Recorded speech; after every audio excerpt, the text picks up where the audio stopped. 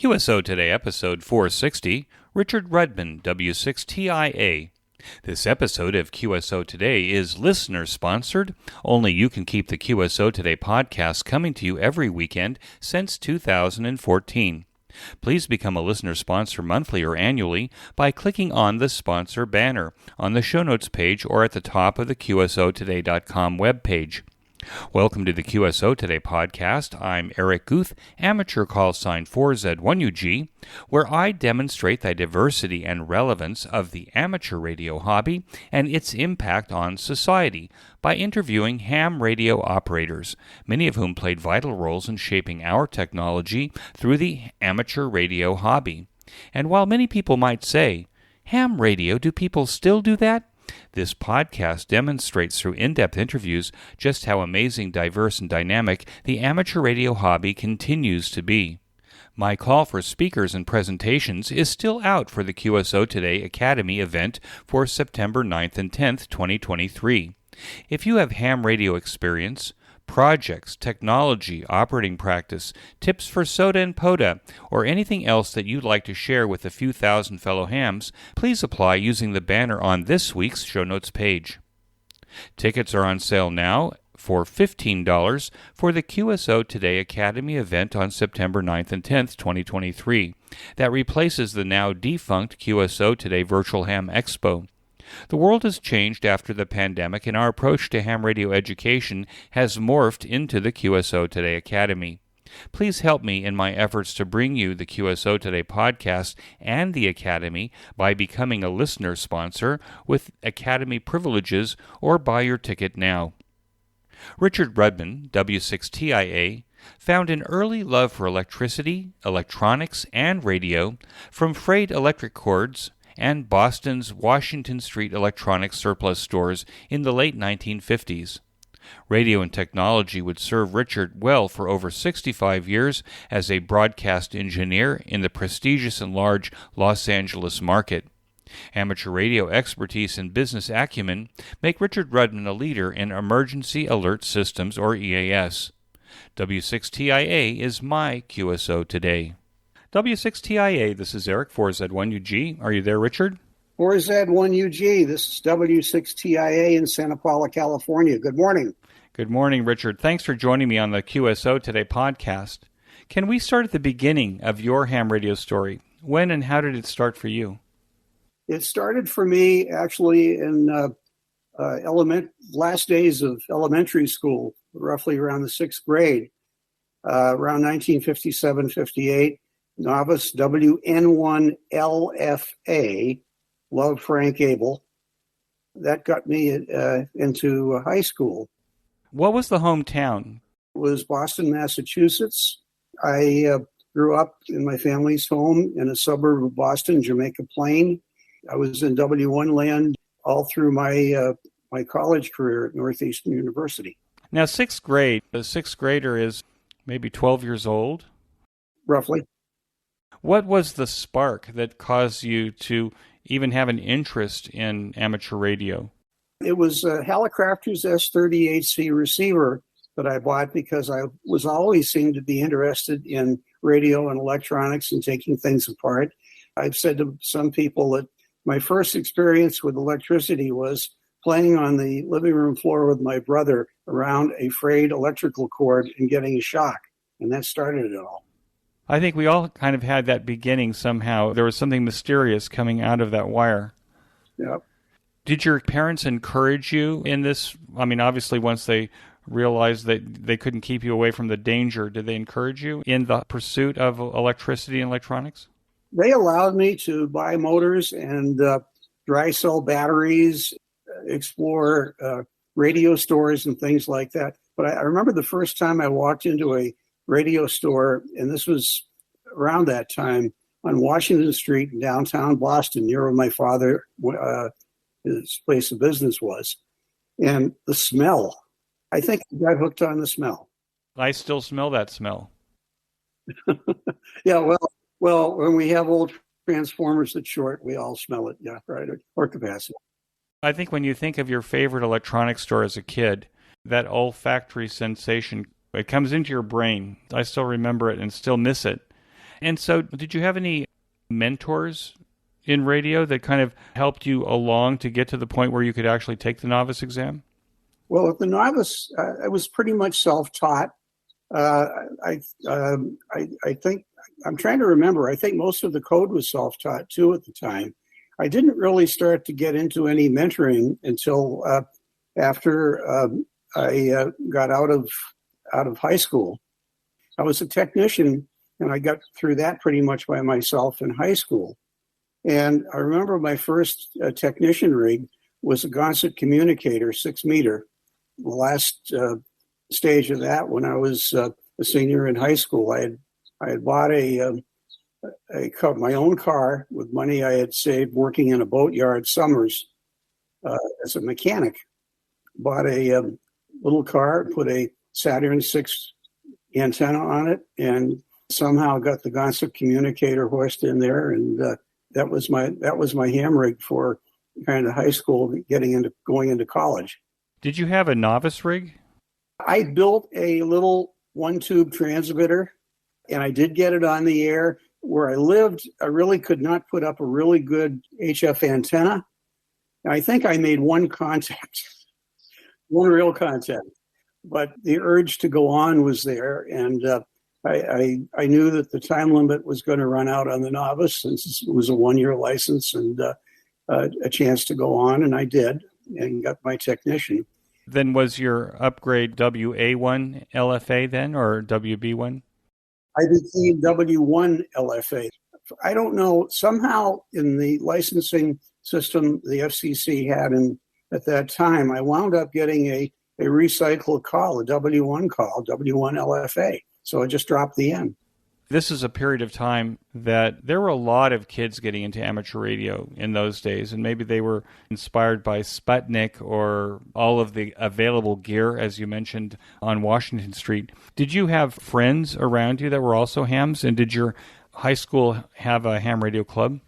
Not in high school. High school was an interesting thing because this gets back to my parents' support. They never stood in the way of any of my playing around with electronics, but I was actually interested in, at that time, and started to get interested in radio. I listened to local radio aside from shortwave. I remember getting chided by my parents because I was listening to my S38C with headphones on under the covers, listening to BBC.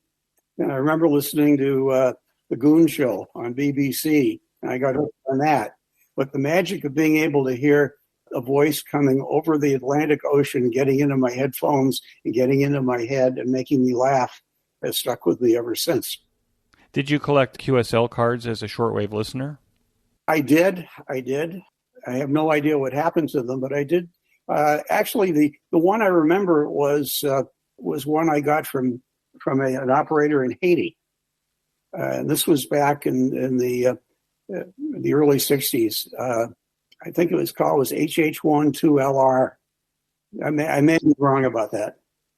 You mentioned that you were smitten with the radio bug, that your interest would extend to radio after high school. So asking you whether you were on the track for radio after high school probably is a question you've already answered. But where did you go after high school, and how did you pursue radio then?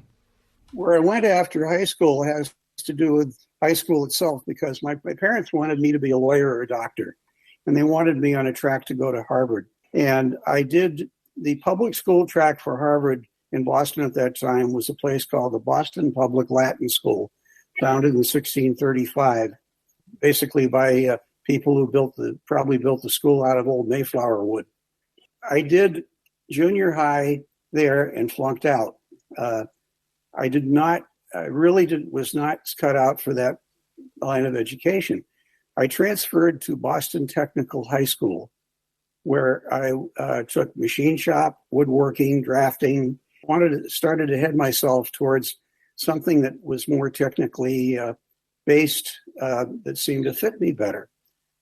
When I got to Northeastern University in Boston in 1961, you go through your first year at Northeastern pretty much as straight classes, but after that, it's a cooperative education school. So at the end of the first year, they bring you in and they say, we need to find a cooperative education job for you. What do you want to do? What do you want to be? Well, my dirty little secret is I do not have any training as a double E. I have a liberal arts education. I have a BA from Northeastern University, but I said I want to be a technical writer. So what they did was they actually hired me to work in the double E lab in the instrument room, and I got a chance to play with just about every type of test and signal equipment you could think of, and that's where I met a fellow by the name of Pat Harris. Call was W1FZJ. Oh, I'm sorry, that was his father's call. Okay, Pat's call was W1HIV. Anyway, but Pat was a double E major, and he was one of the wheels in the radio club at Northeastern, and that call sign was W1KBN.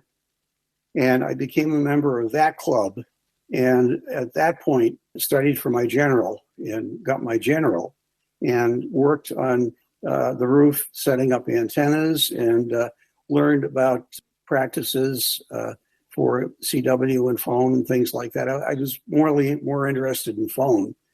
And I did a lot of observing and hanging around and building things, because one of the things that I could do as an employee of the university was I had instrument to the machine shop there. So as far as building things and helping to build things for the radio station or working on things for myself, I had just about anything I could use, Fairchild oscilloscopes, tech oscilloscopes, GR signal generators of all shapes and sizes. It was wonderful.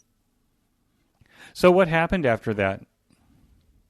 Well, after that, I also carried on my interest in radio, and it started to go towards local broadcasting. And sometimes in my spare time, I hung around radio stations in Boston with a friend of mine, a guy by the name of Bob Feldman, who never got a ham license, but we were both interested in becoming disc jockeys at the time or working at radio stations. And I remember the first time, this actually goes back to elementary school. I remember my mother taking me to WBZ Radio in Boston on a tour once, and I was fascinated with just about everything that I saw in that radio station. That leads to my first job after college that I got, if you're ready to go on to that part of it. Well, sure. I'm following the story. So you had this interest in broadcast radio from a very early age, and so you were kind of attracted like flies to the ointment. It was, but while I was, I really have to go back and mention something I jotted down in my notes. While I was still at Northeastern, I had the opportunity to go out and meet Sam Harris, W1FZJ, who, as many of your listeners and you know, was basically one of the moon bounce pioneers. And he was instrumental in setting up the first successful moon bounce at the Dish in Arecibo. But I went out to their house in Medfield, Massachusetts, walked into their garage, and the first thing I see is a 75-meter transmitter literally built without a chassis hanging on the wall.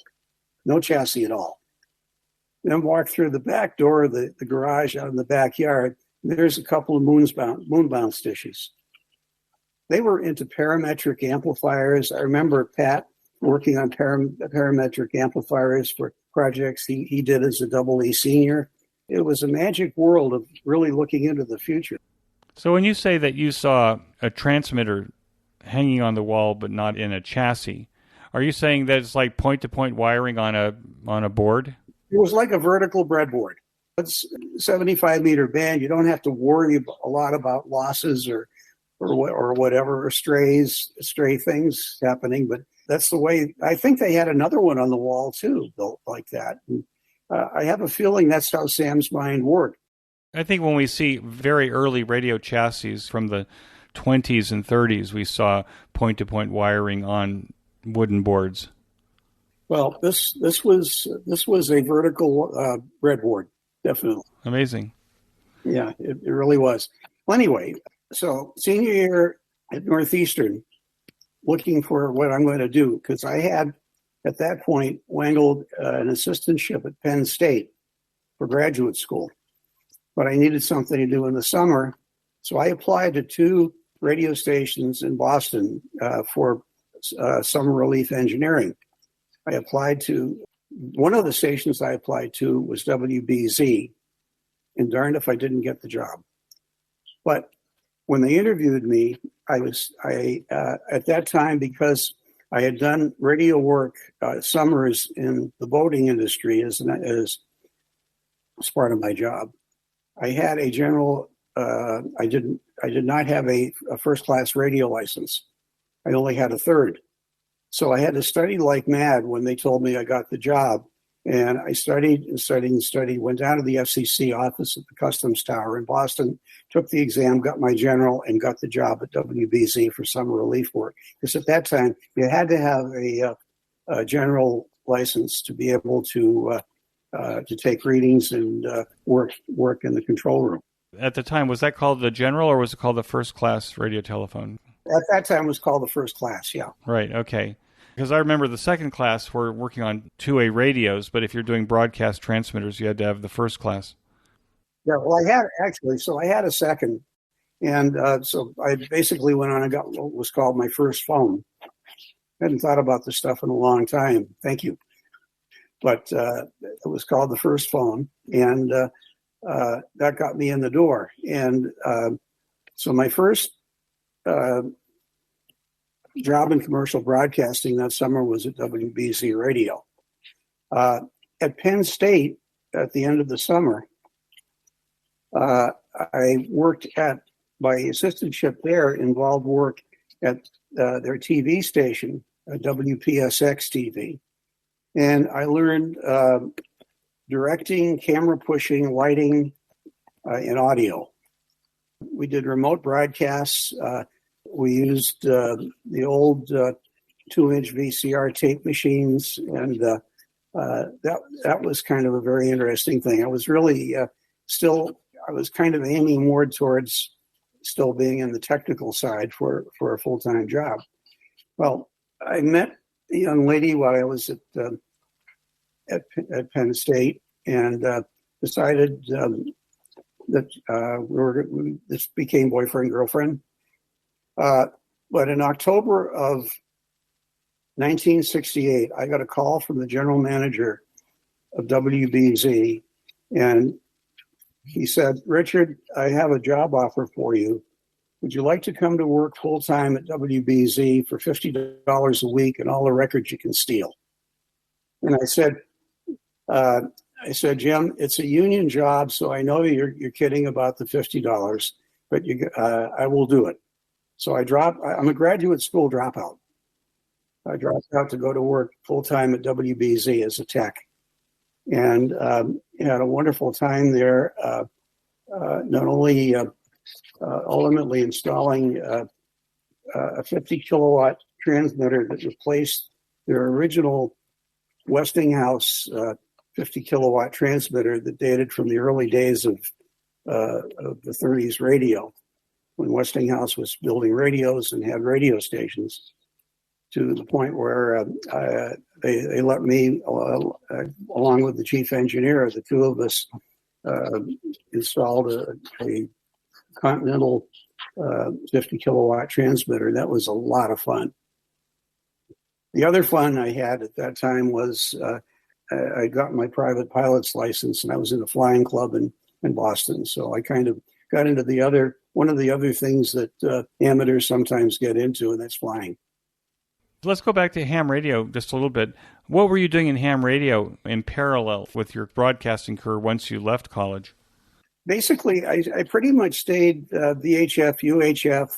The Gonset communicator got left in the dust somewhere, which is funny because I ultimately got to meet Bob Gonset, the son of the founder. He and I are colleagues, and we worked together as broadcast engineers in Southern California. I actually met him when I was in San Diego. That's another waypoint on the story. But I really was not a very active ham at that point in my life. It was really, I think I did get involved with a group in Massachusetts briefly where we did emergency search and rescue call-ups. That was about it. But amateur radio was not a big part of my life until I got to Los Angeles. But I'm skipping over parts of the story. So you have this job as were you chief engineer at WBZ at this point? No. I was a technician. The technical department at that time had composed of operators, and they were called technicians in the union. We were an IBEW local union, and I actually had to walk a strike line at one point. But we most of the guys there really sat behind a console and fulfilled the contractual agreement to run the board for somebody on the other side of the glass, the DJ. I actually got to work on transmitters, and the highlight of my early stages while I was still part-time was going down to Hull, Massachusetts, and getting my hands on that 50 kilowatt transmitter, the Westinghouse transmitter that I ultimately worked to replace. And at that time, BZ was in Hull, Massachusetts. Transmitter was in Hull, Massachusetts, right on the coast. As a matter of fact, it was built in a marsh. And in order to take the base current readings, you had to every morning leave Boston, drive down in one of the company vehicles in the dark, of course, in winter, and go into the building, take about 70 meter readings, record them all, and then you'd call the studio and tell them, I'm going out to the towers now. Go out to the towers. You'd have to climb down into caissons on an iron ladder. And if you know anything about AM radio, you realize that without really great grounding, anything near a 50 kilowatt vertical radiator is going to be hot. So one of the first things I learned climbing down the ladders is you grab on fast. Hold on so you don't get burned. So that the current isn't running through your body to your feet, right? Exactly. Well, actually, it's really more of an arcing thing. It's more of an arcing thing. Once you grab one hand on there and stayed on with at least one hand touching the tower, you're okay until you released. And that was fine. And you had to let go quick. Sometimes you got a little zap when you let go too. Kind of like the birds on a high tension wire. Pretty much, yeah, right, yeah. Well, the birds had to do something for excitement. We did too, but it was dangerous. I remember once during the winter, one of the ladders was icy, and I slid all the way to the bottom. Thought I'd cracked my tailbone, and the intercom wasn't all that reliable, but I managed to get back up the ladder and live to tell another tale. But at that time, it was pretty dangerous, and that was very much pre-OSHA. And you were young, too, so there wasn't a lot of thought whether or not what you were doing was dangerous, probably. Absolutely not. I also remember being a young technician on towers and somehow thinking that I was invincible. I think about it now, and I think, boy, was I crazy. We all heard the line, it's not the fall that gets you, it's a sudden stop. Gravity is your enemy, not the tower. That's right, exactly. How did you find your way to California? Because it seemed to me that you ended up actually making quite a difference in California. Well, in 1970, after I had actually 71 when I was at WBZ, a personnel issue came up where the general manager wanted to promote me to crew chief for the bargaining unit, which was really a company position within a union job. The problem is all the people in that unit were my friends, and I did not want to do that. I knew I could do the job. I would have loved to do the job, but I just couldn't do it. So I told them I can't do it. I'm going to leave. They tried to get me to go to KDKA in Pittsburgh. I turned that down because at the time, Pittsburgh was too close to my wife's family's home in Harrisburg. Both of us talked about that at the time. Decided no. The chief engineer at the time, a fellow by the name of Norm Graham, he and his wife owned a construction permit for a station in Tucson, Arizona. he asked me if I'd go to Tucson and put a station on the air for him. I said yes. So my then wife and I packed up all our belongings in a Chrysler Imperial convertible, would you believe, with a U-Haul. And I modified the back seat because she and I had gotten into raising Great Danes. So we had 2 Great Danes in the back seat going cross country from Boston to Tucson. So we lived in the Graham's home that they had in a residential area in Tucson. Originally, he wanted to put the station on the air in his backyard. The city of Tucson was not having any of that, and I had to go through a zoning hearing, which we lost. I then found, through a real estate friend of mine who was in the dog club, a piece of property literally 50 feet outside the city limits in the county, next to a trailer park. As you know, nobody cares what happens next to a trailer park. So I built the station at that location, put it on the air. 6 months later, Norm and his wife sold the station to another operator in Tucson, and I was technically out of a job, although Norm and his wife paid me for that summer. My old contacts and colleagues at WBZ who were in management knew I was looking for a job, and one of the jobs I tried to interview on over the summer was at KFWB in Los Angeles. I got turned down. And then the people in Boston heard about it. And person A talked to person B, who was at KFWB, and I got a call from person A saying, you should try to reapply at KFWB. I said, well, they turned me down. And he said, you really should try to reapply at KFWB. So April 1st, 1975 was my first day of work at KFWB for Group W. And my first assignment was to go to the NAB show in Las Vegas as part of the engineering contingent. And that was back when Westinghouse annually took all our engineers for training classes and seminars at the biggest trade show in the country for broadcasting, and the NAB convention in Las Vegas. That to me was magic. A lot of the work I did with in VHF, UHF at that time had to do with the repeater system for KFWB radio, so that the cars could, news cars could report back. At that time, my predecessor had built a repeater system with repeaters on four different mountaintops around Los Angeles, Mount Lukens, Santiago Peak, Saddle Peak, and Palos Verdes. Oat Mountain came later. It wasn't Oat, actually. Oat was not in that mix at the time. The one I built was Saddle, and I also put in passive receivers on the Capitol Records building next to KFWB, and also in the Otani Hotel in downtown Los Angeles.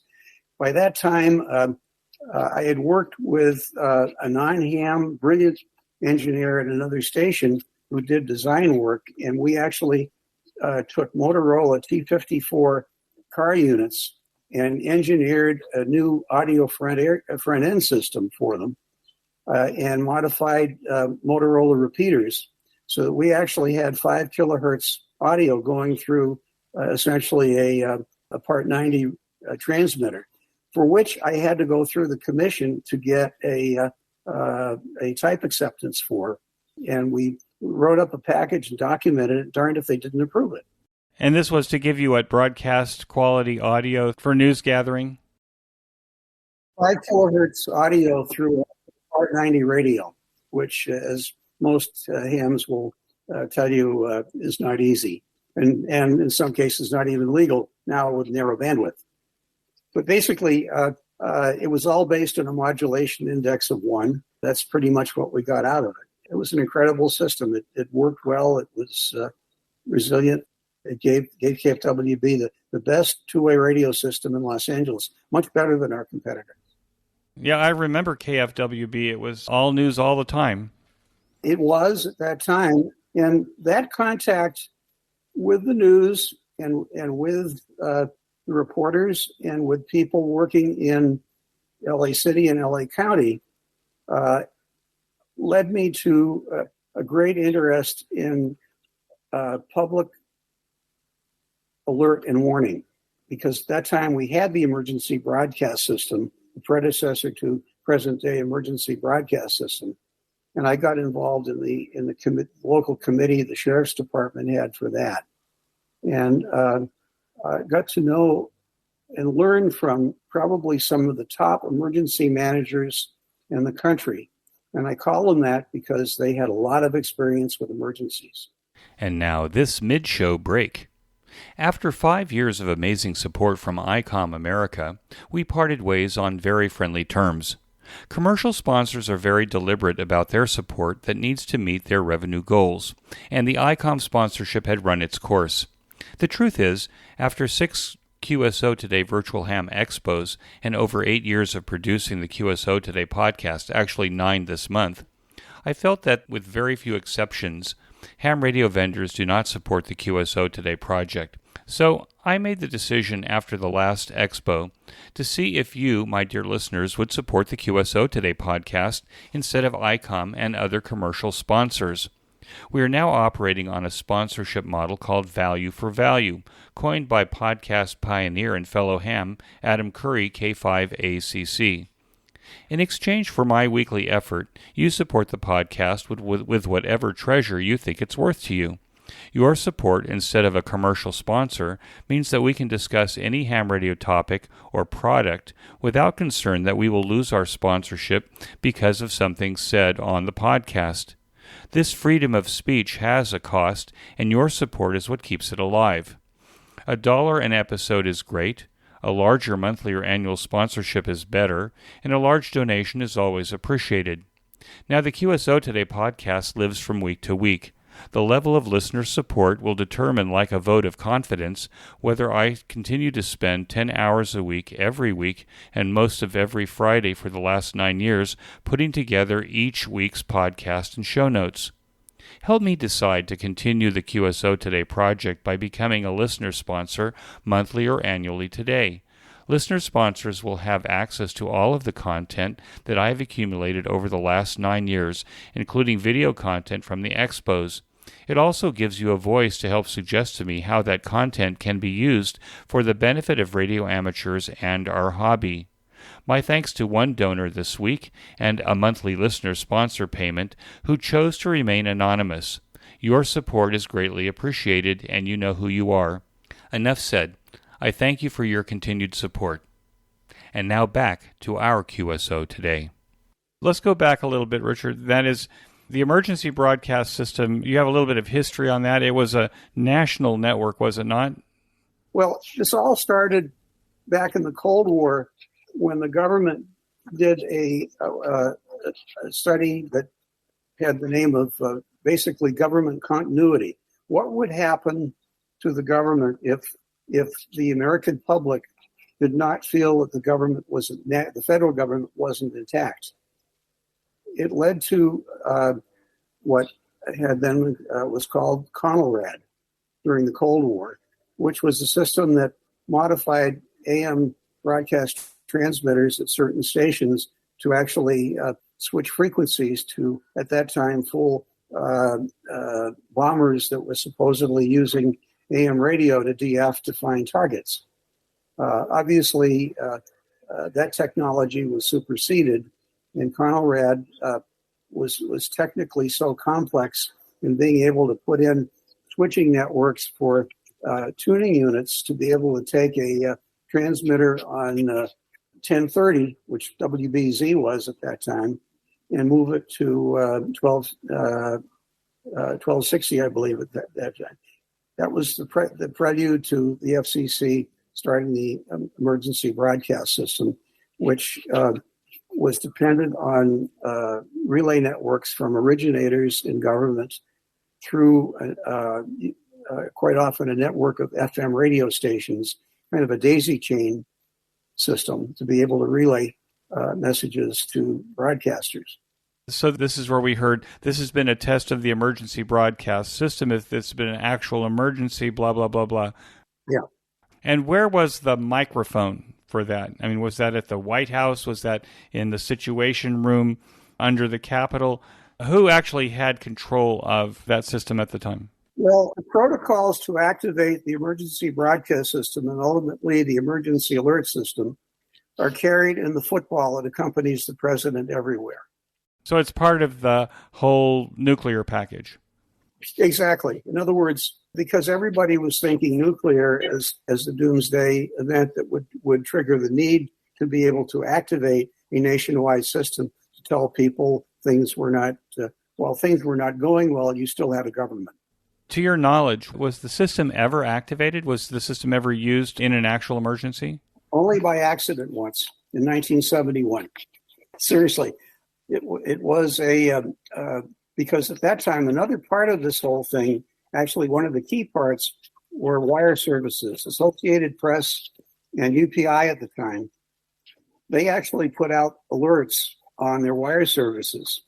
It was called a 10-bell alert for anybody that really wants to go back to ancient teletype history. I'm sure there's still some teletypes sitting around in ham shacks, and anybody with a teletype probably knows what the bells are in them. And the 10 bell meant that something important was being printed. On your Model 19. Exactly. Which we ran as a background sound on KFWB for years. Anyway. It was only used once in an accidental activation. How did that system evolve then after that? Basically, there was no audio coming from Washington or FEMA or anything like that at that time. It was really a script you read off a teletype for that. There were efforts that were starting to be able to do that kind of public alert and warning at the local level. And that's in Los Angeles. I got involved with the Los Angeles County Sheriff's Department at that time. They were, according to county code, responsible for alerting the public in times of emergency. So we did have a committee of engineers that worked with the Sheriff's Department to do tests of that part of the system. Again, that was the beginning of my education into getting to know people that were running and managing things when things went bad. Now, was there some technology deployed at all these radio stations so that the system, when activated, could take over the programming of those radio stations? The LA market had tens of radio stations, right? The system really was pretty rudimentary at that time, and there was we worked into that over time. What we did was the Sheriff's Department put up a repeater on Mount Disappointment, and that for another purpose years ago.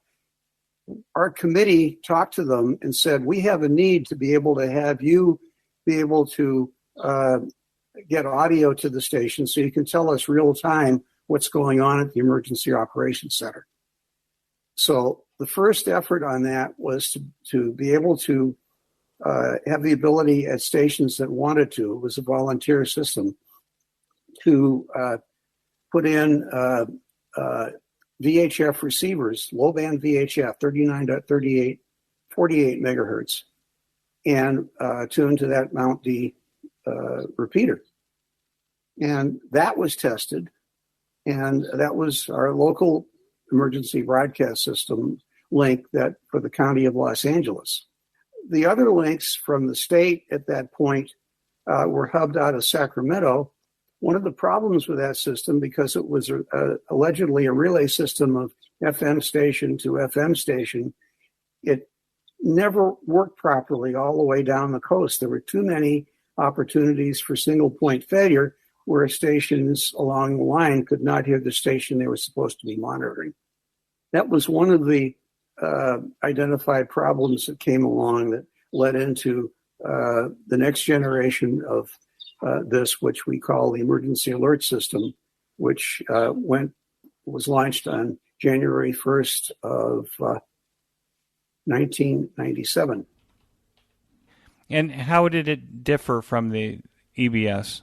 The emergency alert system is set up under Part 11 of the FCC rules. It required each broadcast licensee, radio, television at that time, and cable was going to get into it eventually, to purchase an EAS encoder decoder and install it. And that device had analog audio inputs that you could into which you could plug receivers, either receivers for the AM band to be able to receive an AM radio station, or receivers that were tuned to weather service or like our VHF 39.48 channel in Los Angeles. And then we got into, with emergency alert system, weekly tests and monthly tests. The monthly tests for Los Angeles were originated by the sheriff's department with the voice of the sheriff. And I remember I wrote the first script for that in Los Angeles County, because I became chair of the local committee at that time when EAS, the emergency alert system, started. Now, did that system take over the audio of a radio station, or did it go into the board and the engineer in charge would see that there's an alert and open it up? If you wired it the way that Part 11 called for, it would capture. Yes. Oh, it would preempt the programming that was on. I'm aware of some stations that never did that because they felt that they wanted to have it as a board input in the control room and have it under operator control. But that's when virtually every station had an operator on duty, for most of the day. The problem came into that, and why that mandate was put in there was that sometimes radio stations don't have any people in them. Especially that happened during the 80s and 90s as automation took over. And your station being a Group W station, it's my understanding that Group W is one of the first ones to actually pull all the talent out of the markets and centralize the talent and deliver by satellite? It was a race to the bottom by many operators at that time. CBS did it. When I built the new studios for KFWB, when I got there in 1975, we didn't know what was going to happen with union contracts, either with AFTRA or IBEW at the time. So I built a brand new radio station in an old bow truss building that had 10,000 square feet without a post in it. And we designed what we thought was an all-news radio station. But it still had control rooms, and it had studios and glass in it between the two. So it could operate either way. And eventually, we built it in a way that we could migrate to what broadcasters call a combo operation, where a jock could start, at that time, tape cartridges and turn mics on and off and call in remote broadcasts. And pretty much from a very simple control panel, it basically linked back and did things to the board that was on the other side of the glass. So we could operate the old way combo, or depending on the event, or just in the single operator mode in the studio. And what was happening in amateur radio for you in the Los Angeles area? I became a member of the Los Angeles County Amateur Communication Service, which was really, at that time, a lot more developed and had more training elements in it than Aries did. When the new Emergency Operations Center was built, I actually had a little hand in designing the EAS room for it, but I also watched with great interest as a very, very nice little ham shack was built to be able to do net control during emergencies. And I became an operator in that room, and I was in rotation net control operator for LA County ACS for a couple of years. So your ham radio activity focused on your interest in emergency broadcasting? Very, very, very much so. Although at that time, now I have to talk about one of my mentors, actually my main mentor when I got to Los Angeles, Bert Weiner, K60QK. Bert and I are colleagues, friends, and sometimes we describe ourselves as brothers we never had, although both of us had brothers. Anyway, Bert has been one of your interviews in the past. That's right. I know he's visited you in Israel. Very early on. And he and I occasionally, you come up in the conversation. I told him I was going to be interviewed, so he better watch this. Well, Bert was our guest in episode 164, 2017. So September of 2017, and you can go and listen to Bert's story as well. I have. I watched that with great interest. 2017 timeline was just before the Thomas fire. Here, I can tell you a lot of stories about that too, but that's another story. So tell us a little bit about your relationship with Bert and what happened there. Well, Bert, apart from the Society of Broadcast Engineers, as far as being able to be Elmers to the broadcast community and the amateur community, Bert, to me, stands head and shoulders above almost anyone else I can think of. He built one. I'm sure he told you the story about building the repeater on Mount Wilson. Sure. He has recently rebuilt that, taken that box, updated it, revamped it. It's now back on Mount Wilson with a call sign W6MEP. And I can actually hit that thing from Santa Paula. Now, Santa Paula, just so I remember, you're in Ventura County? Correct. So you're north of Los Angeles, 40 miles? Yeah, but Mount Wilson being where it is and what it is, it's not an easy shot, but there is a path, and I can actually pretty reliably get in with maybe a little bit noisy signal from the parking lot of the local shopping center. My house, sometimes I've called it up from, been able to kerchunk from my house, but not as reliably. But he's really done a good job of getting that reestablished back on Mount Wilson as W6MEP. Now, for the listeners, I'll advise them to go back. I'll put a link in the show notes page to go back to Bert's homepage on the QSO Today podcast, because there's pictures of the original 1961 repeater. But it's my understanding that the new repeater has some of those elements still in it, like the C-code dialer. From a nostalgic standpoint, it's fun to look at the way some of that stuff was built in those days. Very definitely. And 60 years later, how it was rebuilt. Bert actually got me into my current business years ago when he and I were talking and looking at the future of broadcasting. And I said, I really need to think about what happens after I work in commercial radio. And at that time, he had gotten out of the clause of employers and become a contract engineer. And that's what I became when I left KFWB in 2002. I started my own contract engineer. Actually, I don't like to call it engineering as much as contract technical services business, which I got the fictitious business name of Remote Possibilities. And that name came from the fact that at that time I was actually one of the engineers that Bert contracted with to do remote broadcasts.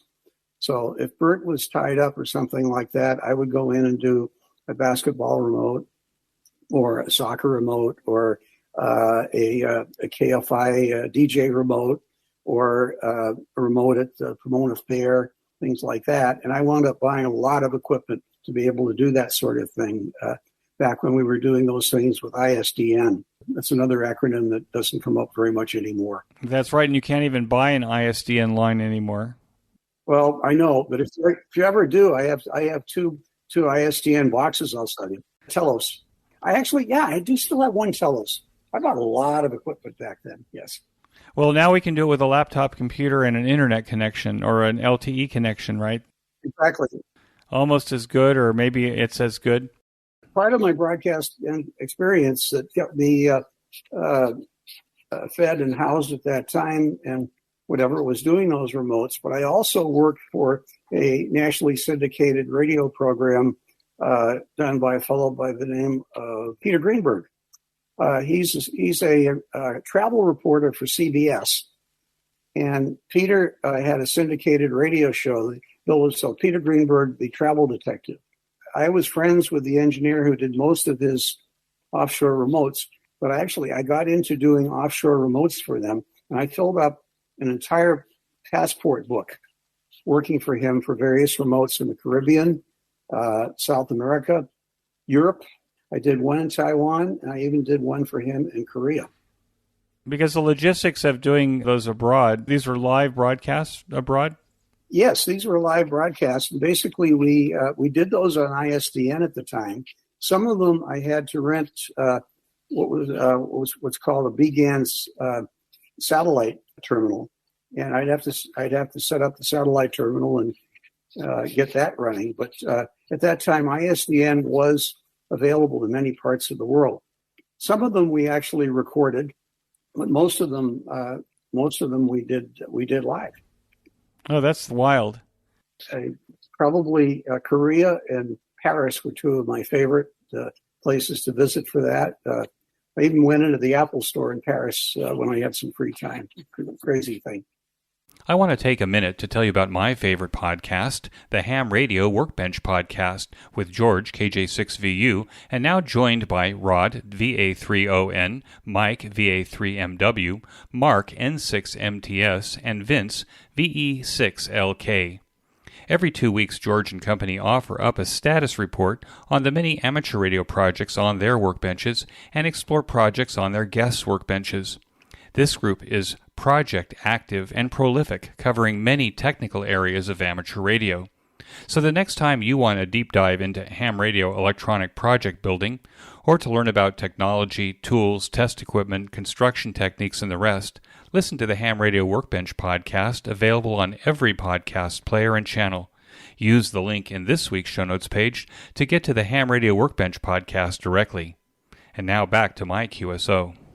I actually did some remotes for Michael Medved. I know who Michael is. Yeah, so Michael came to Israel a couple of times before 2010, and we had to figure out how to allow him to operate from Jerusalem and other places he was in the country. And I can tell you, as ISDN was being phased out here in Israel, I mean, I think there's some lines that still exist because they're legacy lines, but you couldn't get new lines. We were facing some real interesting problems because he wanted to do his show live from here. It was interesting working with the equipment that he brought along and the people at the other end. And I could see just doing 2 or 3 of these events, how if you were doing stuff for Peter Greenberg all over the world, that this is a huge logistics operation. Oh, definitely. It required a lot of coordination, and the only time I ever lost a remote was not my fault. And all that time, the local telephone company just never came through at the resort where the event was held. But even though it wasn't my fault, my God, that was one of the most depressing events I can think of in my whole career in electronics. Well, fortunately, I would think that people like Peter and Michael Medved, they have a bunch of stuff, old stuff in the can that in a moment they could actually, Yeah, workarounds, but Peter did not have any patience when things didn't go right.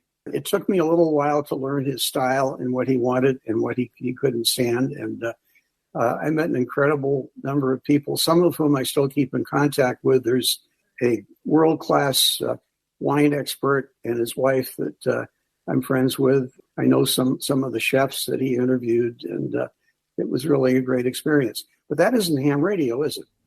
No, it isn't, but it may, hopefully, some of this may interest people who've been involved in the business for a long time. I'm just curious, because I'm asking these questions now. It seems to me that, unfortunately, the broadcast industry appears to be kind of going the way of the dinosaur and the buggy whip, meaning that we have all of these broadband networks now that are able to deliver individual content to individuals rather than broadcasting to large markets. What does that look like as a longtime broadcast engineer, a member of NAB? How does the industry look to the future? Are we still going to be broadcasting? Okay, I'm not a member of NAB, never have been, never will be. I've worked with NAB, and they have some outstanding engineers working for them, but just wanted to clear that. You've been awarded prizes from the Society of Broadcast Engineers and even had leadership roles there? Yeah, as a matter of fact, yes, I was national president of SBE 1985 to 1987, but they gave me a lifetime achievement at the acceptance award. I said, hey, wait a minute, this isn't over. A lot of that was based on how I got involved with SBE in the beginning, and that has to do with frequency coordination. Because one of the things I did in Los Angeles with a bunch of people was start something called the Southern California Frequency Coordinating Committee to coordinate Part 74 frequencies for broadcasters, which basically you as a former member of SCRUBA know as the counterpart of the activities that happen in the ham bands as far as repeater coordination. Right. So people know SCRUBA was 220 megahertz and UHF, frequency coordination for Southern California. And even when I was a kid in the 70s, every 25 kilohertz channel pair in UHF was already assigned. SCRUBA's job was to make sure that there were no conflicts in coordination, and they were pretty technical, so they would make sure also that you didn't have co-channel or adjacent channel repeaters on the same mountaintop, for example, in order to keep things clean. But anyway, that whole effort led to me getting involved with the Society of Broadcast Engineers and also working within SBE on their EAS committee and continuing on to activities I helped start. And this all ties into what I want to talk about where the industry is going or where it will wind up or whatever. One of the things that I still have very much in my mind where the broadcast industry is in a unique position to perform a public service is the day that will happen in the future when internet goes down, cell phones go down, utility power is greatly impaired, maybe separate instances, maybe all at once for whatever reason. And an evaluation was done back in the early days of government continuity of what are the two services that have the most resilience and survivability after such an event. One was, no surprise, amateur radio. The other was AM radio.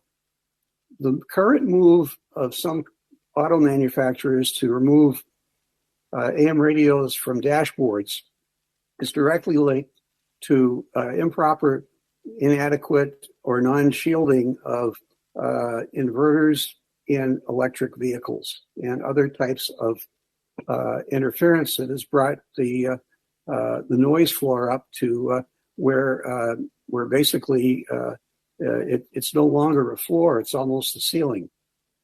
But the need to have something in place to talk to the whole country to tell them what's going on, I think cannot be replaced at this state of technology by anything else but AM radio. Now, as far as the industry is concerned, I think the last stations that will either go broke or turn in their licenses or both are going to be those that have programmed to serve their local publics. And I think in Los Angeles of KFI and KNX that do this, they're 50,000 watt stations that are news or news information or oriented. In Ventura County, we have a station that I contract for, KVTA, that is a news talk station. And the managements and some groups still understand that part of the privilege of holding an FCC license is public service. And I can remember at KFWB, listenership after the Northridge earthquake for KFWB went up. And it went up because KFWB came through and we had our repeater system and our reporters out in the field, and we were talking to the right people so people could get information. And we also, thanks to the investment that Group W allowed me to make in the infrastructure, we didn't lose a second of airtime. And we were able to give people information, and those people, once they started hearing it on KFWB, stayed with us. So I believe there is an element of public service that will keep AM radio as an active player as long as the Federal Communications Commission and the emergency management community recognize that we are the last ditch way to get to people. Well, I think that's quite fascinating on the one hand. On the other hand, the question is can you even buy a AM broadcast radio anymore? I have a 9-year-old grandson of a friend of mine who comes to me every week now to learn Morse code and amateur radio. I hope that he becomes a ham, but he sees my AM, FM, shortwave, portable radio, Samsung on the desk or something like that, and he looks at it and he says, this is the most amazing thing I've ever seen in my life. 9 years old. What does it do? So the question is, those transmitters might be there to be able to provide that information, but we have a whole generation of young people that have never tuned a radio, tuned the tuner on a portable radio, or they haven't seen a portable radio. How do you think that the industry is going to address probably the lack of inventory, perhaps, and then this idea that if it's not on the phone, it doesn't work? Somewhere in your viewership or in the wider amateur community, there is somebody who plays with raspberries and software-defined radios and can make a package that could be an emergency radio or a tabletop radio or any kind of a radio that could receive the AM band. Crystal set. Well, yeah. In Los Angeles, if you're near KFI.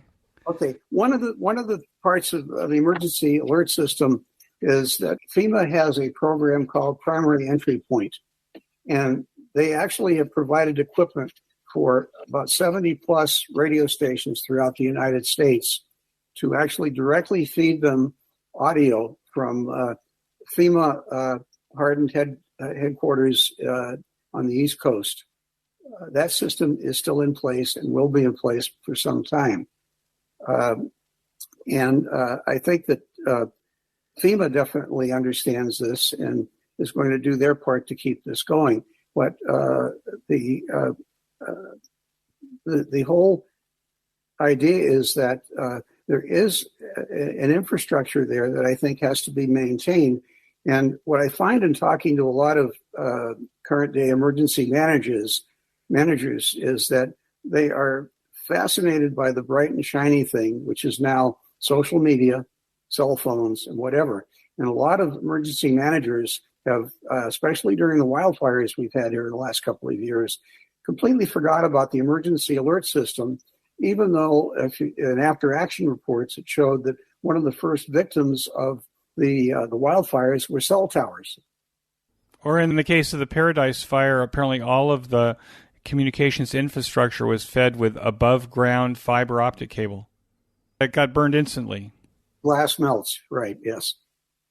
Some of the state assembly actions that happened after the wildfires have resulted in Cal OES, the state emergency management organization, reinforcing their emergency capabilities that have nothing to do with the public internet. They still have quite an active group of hams that are working within Cal OES. I actually at one time worked within that group on some things back when I was in Los Angeles. Now my main contact with Cal OES is as chair of the California Emergency Alert System Committee. I think that there is going to be a position for, or should be a position for AM radio for the foreseeable time. I think our worst enemy is some of the broadcast groups that have lost sight of the public service mission. And I think the survivors will be ones that have kept that in mind and want to be there when things go bad. With all due respect to you and Bert, you guys are not getting any younger. Who's coming up through the ranks? I mean, do you have young people coming into the business to become broadcast engineers, keep those 50,000 watt transmitters on the air, infrastructure, all that stuff? Do you see those people? I define young as anybody not on Social Security yet. Okay. And are they there? I have contracts with some people. One of the contracts I have is with University of Southern California for their radio network, hubbed around KUSC. And they have some people working within that organization who are top-notch engineers. There are people that I know that are actually the sons and or daughters of engineers who were brought up in the business, One I know, a fellow by the name of Kurt Hemming out in Palmdale. He's trained his two sons as engineers, and basically they run a contract engineering company. Well, I guess maybe what I'm asking, Richard, I've got a few thousand listeners a week on each of these episodes anyway. Is there an opportunity for hams that have kind of invested in a technical background to enter the industry, to kind of take over? And what would be the entry point for that if they were interested? Okay, first of all, most of the studio operations are heavily dependent on IT-centered boxes now. I don't think anybody that I know is installing anything now that's an analog board. So a ham who has a good background in IT and has an interest in broadcasting, I think has something to offer the industry, because basically the two best friends of employment in my line of work are heat and dirt. And no one has solved that problem at transmitter sites, and even they've not solved it at many studios. And as long as heat and dirt are our friends that keep us employed, and as long as there are stations there, they're going to need people who know how to do this. And heat and dirt affects digital as well as analog. Do you think the Society of Broadcast Engineers is also a place? If someone has an interest, has this technical background, IT, and interest in broadcasting, if they joined the Society of Broadcast Engineers, would that create connections for them, do you think? It would, definitely, and there's mentorship opportunities available. There are chapter meetings. I'm a member of Chapter 47 in Los Angeles, and I occasionally attend virtual meetings of other chapters to talk to them, and I get to see some of the people, some of the faces that are collecting Social Security, and some younger ones, too. SBE actually picked up the ball when the Federal Communications Commission stopped licensing operators for broadcasting. Meaning they took away the requirement for the first-class radio telephone. They made it go away, right, yeah. And what the SBE came up with was a program of certification. So I am a certified broadcast engineer, professional broadcast engineer. I can even tell you my number, but it won't mean anything to anybody. But I value that, and I think that anybody who wants to get a career in broadcasting can come up through training programs offered by the SBE that could take them all the way from operator up to people qualified on ATSC3, which is, for the TV people in the audience know, is the current immediate future for television protocol. Before we go, and I've really enjoyed this, do you have advice that you'd give to newer returning hams? This is the last question I usually ask. Given all your connections and the things that you're doing, what advice would you give to newer returning hams? First of all, try to stay away from frayed light cord sockets. If you can find a cord that frays now, yeah. Second of all, I think one of the terms that I like most about amateur radio is Elmer. And if you either can be or get exposed to anybody in electronics who can help you learn and get to the next rung on the ladder, it can lead you to what your dream is. But I think what you have to have first is, some people would call it a calling. I don't call it that. I call it a pulling. Callings you can ignore. If something pulls you toward it, whether by magnetic attraction or intellectual attraction or just plain fun, I think the most important thing is if you respond to a pulling, it means that's where you have to go. And then you start finding ways to get there. And for broadcasting right now, SBE is a means to do that. The other thing is that don't ever get stuck in a job that isn't fun. And amateur radio has brought me a great deal of joy and fun. It makes it impossible for me to have continued in working for someone else doing that, and makes it more fun for me in my current job. I have two rules about accepting customers. They have to pay on time, and they have to say thank you. With that, Richard, I want to thank you very much for joining me on the QSO Today podcast. This was a lot of fun. You touched a lot of places that I spent a lot of time at when I was growing up in Southern California, and it was so nice to go back there with you and to talk about the broadcast industry, which I think is fascinating, and I hope it continues to be fascinating. Thank you so much, 73, Richard. I appreciate it. 73, W6TIA clear. That concludes this episode of QSO Today. I hope that you enjoyed this QSO with Richard. Please be sure to check out the show notes that include links and information about the topics that we discussed. Go to www.qsotoday.com and put in W6TIA in the search box at the top of the page. You may notice that some of the episodes are transcribed into written text. If you'd like to sponsor this or any of the episodes into written text, please contact me. Support the QSO Today podcast by first joining the QSO Today email list by pressing on the subscribe buttons on the show notes page. I will not spam you or share your email address with anyone. Become a listener sponsor monthly or annually by clicking on the sponsor buttons on the show notes pages. Your value for value support is recognized on the QSO Today podcast and in the weekly show notes. Use our Amazon link when you shop on Amazon. Clicking on this link before you enter Amazon will allow Amazon to pay us a small commission on what you purchase. This is a very painless way to support the QSO Today podcast. QSO Today is syndicated on every podcast platform, including Spotify and the iTunes Store. Until next time, this is Eric 4Z1UG 73. The QSO Today podcast is a product of KEG Media Inc., who is solely responsible for its content.